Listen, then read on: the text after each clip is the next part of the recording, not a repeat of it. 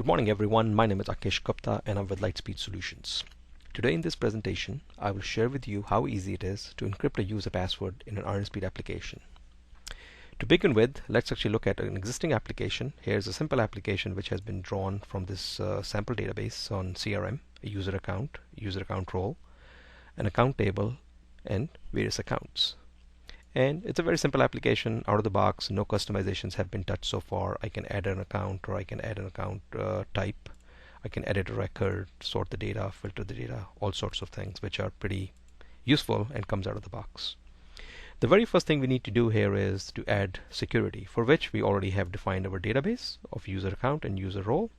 So let's actually go ahead and run the security wizard.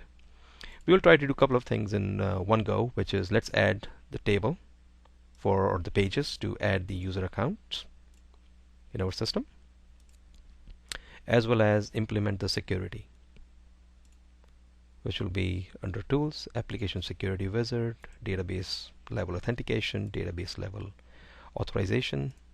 We will pick up our user account table. Every single thing is default. The user ID is not username but user account ID. We have to make sure that we definitely pick the right columns here. The information is coming from user account. The role is role. Click next.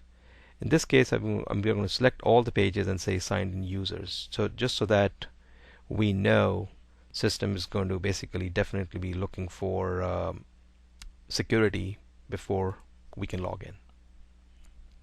So after having done this and regenerated the application, if I try to go in, I will be prompted for username and password.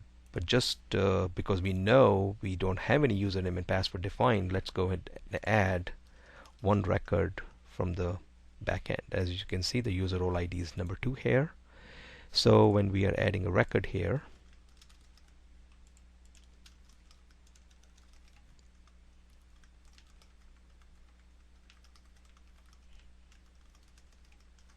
we need to make sure the user role ID matches. So we definitely can see that we have a successful addition of a user role record and a user account record. After every single thing is done, the wizard ran, everything was set. If you try to log in at this time, system will make sure it asks you for a username and password as expected. So we can easily type in our username and password and it should log us in. So now we know that the login ID successfully worked. So let's come to the point where we have to now encrypt the password. In order to encrypt the password, we need to make sure the password is not stored in a clear text in database. What we need to do here is we need to go back to our database design, go back to our user account password field, and the formula for the password column should be changed to say, while reading a record, decrypt the data password. And it's pretty straightforward. I can just do one more time. I can right click on it, I can say functions, and I can then go security, decrypt data, and then type in password, because that was the name of the field right from your database. So similarly, we can say while inserting and updating record, unlike reading, we should be encrypting data. So as we are sending data back to the database, we should be encrypting it. As we are getting data back from the database, we should be decrypting it. So this works pretty well, and we can rebuild it. So after rebuilding, there's nothing changed, so system will not show me any changes. If I try to go in right now and try to create a user account,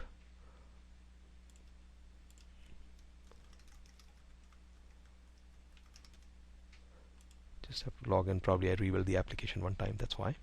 So let's go and add the user John Doe.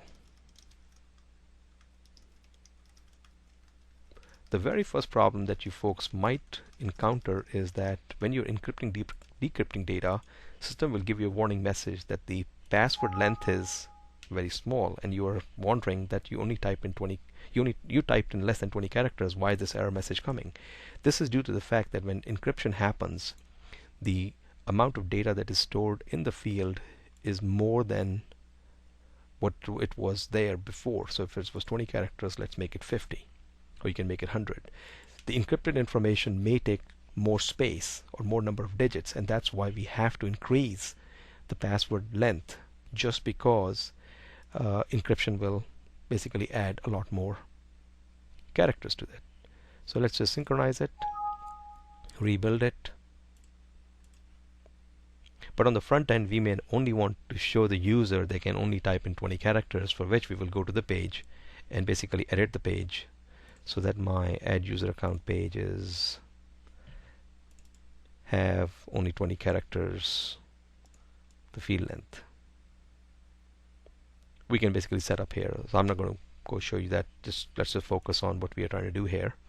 So now if we basically try to do the same and add the user ID John Doe, since we have increased the space for the password field from 20 digits to 50, it should let me in. But of course, I still want to make sure that I'm still logging in and create a user account, John Doe.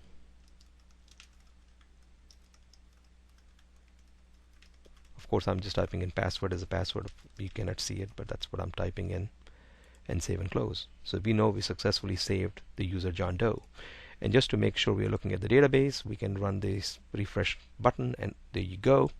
The password is encrypted.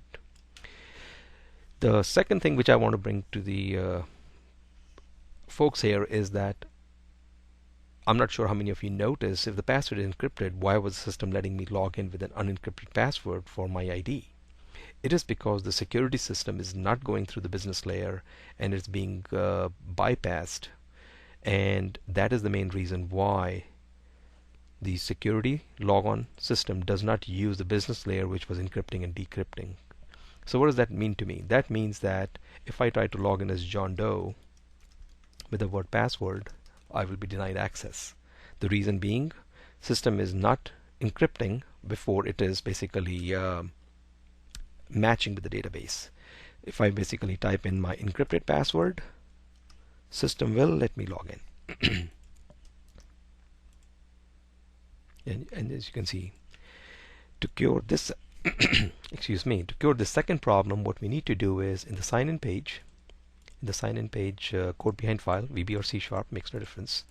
There's a button click event. That is the button click event which is being pressed when basically somebody is clicking the OK button to log in, which is right here. Sorry, I just went too far. This is where we need to type in the code which will say, if this is just trying to say that if the text is there, we need to encrypt the text before we send it to the database for validation to log in.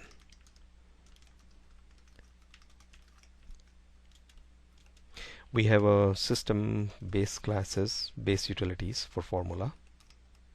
So it's base formula utils, and we will call the same function. Encrypt data was the name, and we will pass in the text value.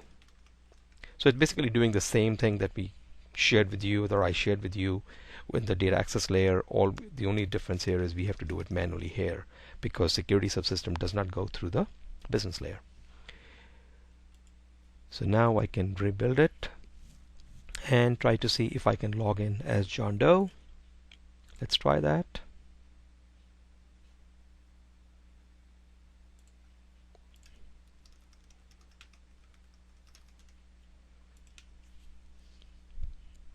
There you go, it is working.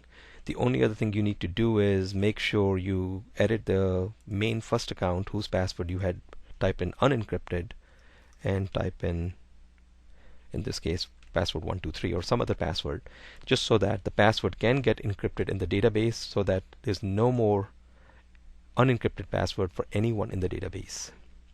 And of course, now just to validate that this works, I can log in as myself, password 123, and I'm in. So this basically demonstration proves to you how easy it was to write the code, which is only one line, as well as turn on some settings through the formula wizard or formula editor to encrypt the user password in IronSpeed application. This works very well in version 9x. We have validated many times, both C# and VB. Thank you for watching the video, and look forward to more videos from all of us here at IronSpeed. Thanks a lot.